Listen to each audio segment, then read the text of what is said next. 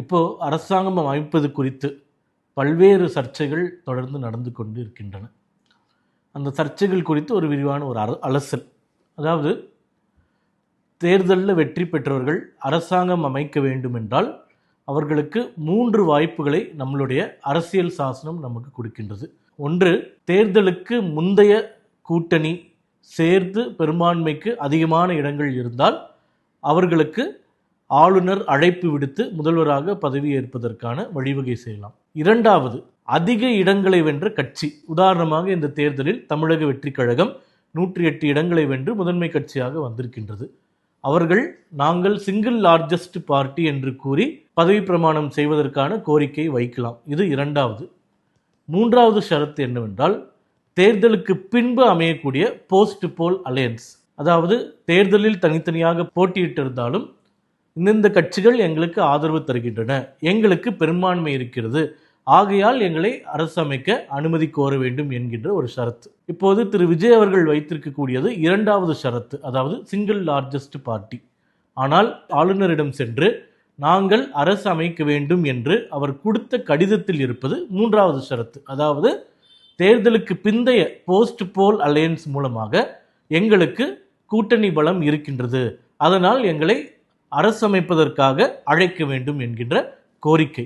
ஆனால் தேர்தலுக்கு பிந்தைய கூட்டணி ஷரத்தை அவர் சொல்லும்போது அவரிடம் 118 எம்எல்ஏக்கள் இருந்தால்தான் அரசமைப்பதற்கு அழைப்பு விடுக்க முடியும். ஆனால் அவரிடம் இருப்பதோ அவர் வென்ற 108 இடங்கள், காங்கிரசிடம் இருக்கக்கூடிய 5 இடங்கள், மொத்தம் 113 இடங்கள். அப்படி இருக்கும்போது தாவேக்காவிலிருந்து கடிதம் கொடுத்த போது நாங்கள் சிங்கிள் லார்ஜஸ்ட் பார்ட்டி என்ற அடிப்படையில் அந்த அனுமதியை கோரி இருக்க வேண்டும். ஆனால் அவர்கள் தேர்தலுக்கு பிந்தைய கூட்டணி மூலமாக எங்களுக்கு பெரும்பான்மை இருக்கின்றது, ஆகவே எங்கள் அரசை அமைக்க வேண்டும் என்று கோரும்போது ஆளுநர் அவர்கள் தேர்தலுக்கு பிந்தைய கூட்டணியில் 118 எம்எல்ஏக்களின் ஆதரவு கடிதம் இருந்தால்தான் அமைக்க முடியும் என்று நம்முடைய திரு அம்பேத்கர் அவர்கள் இயற்றிய அரசியல் சாசனத்தில் இருக்கக்கூடிய ஒரு ஷரத்தை கோடிட்டு காண்பித்து உள்ளார். எனவே ஆதரவு கடிதத்தை எழுதியவர்கள் தாவேக்காவில் இந்த அடிப்படை அரசியல் சாசனத்தை சரியாக புரிந்து கொண்டு கடிதம் எழுதவில்லை என்பது நமக்கு புலப்படுகின்றது.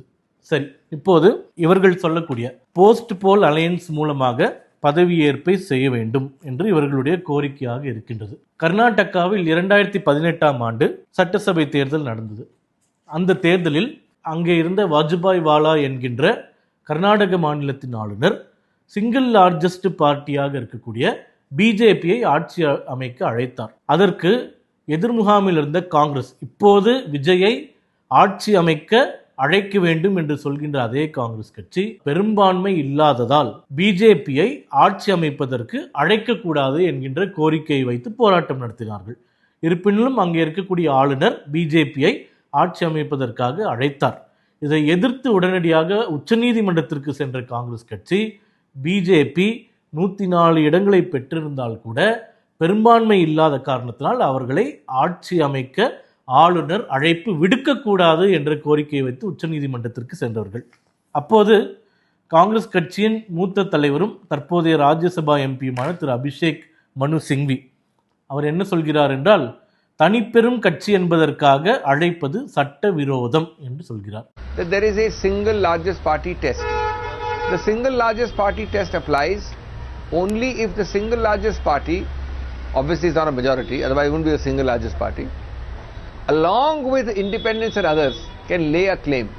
அதே போன்று நமது தமிழகத்தை சார்ந்த ராஜ்யசபை உறுப்பினரும் காங்கிரஸ் மூத்த தலைவருமான திரு ப சிதம்பரம் அவர்கள் என்ன சொல்கிறார் என்றால், அப்போது பெரும்பான்மை எண்கள் இல்லாமல் தனிப்பெரும் கட்சியை அழைப்பது சட்ட விரோதம் என்று சொல்கிறார். The governor holds an exalted constitutional office.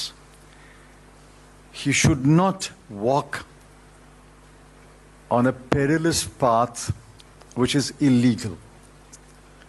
He is bound by the Supreme Court judgment.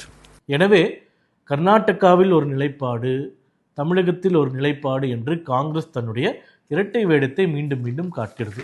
தாவேக்காவினர் post போல் அலையன்ஸில் காங்கிரசினுடைய 5 இடங்கள், இவர்களுடைய 108 இடங்களை சேர்த்து இன்னும் 5 எம்எல்ஏக்களுடைய ஆதரவு கடிதத்தை கொடுத்தால் அடுத்த நாளே விஜய் அவர்களை ஆட்சி ஆரம்பிப்பதற்கு திரு ஆளுநர் அவர்கள் அழைப்பார் என்பதுதான் உண்மை.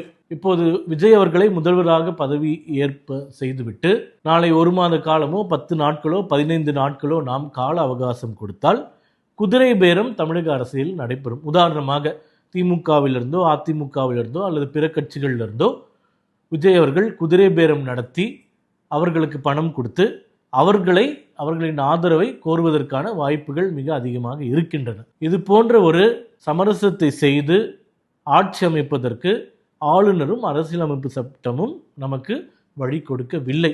நாங்கள் சிங்கிள் லார்ஜஸ்ட் பார்ட்டி என்கின்ற அடிப்படையில் நீங்கள் அனுமதி கோரினால் ஆட்சி அமைப்பதற்கான அனுமதியை ஆளுநர் வழங்கப் போகிறார். நல்லதே நடக்கும் என்று நம்புவோம். நன்றி.